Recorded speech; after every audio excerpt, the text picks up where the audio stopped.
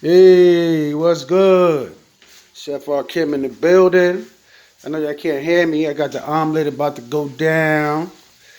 I got my eggs and my cured turkey bacon.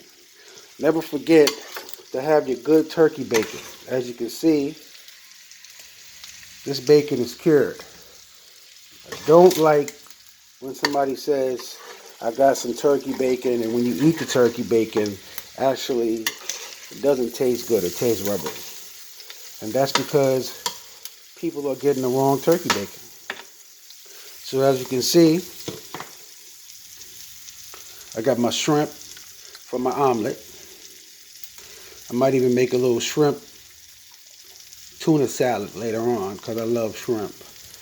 Um, About to put the omelet on. Everything's good. As y'all can see my backyard. Can y'all see that? Ah, ah. The chef is in the building. All the way to the highway. That's a quarter of an acre. Holla at your boy. We bread stackers. Never forget that. Also check me out Instagram TV, YouTube, Twitter, R. Kim Williamson. Got the bread stacker honeys in the building. Holla at your boy.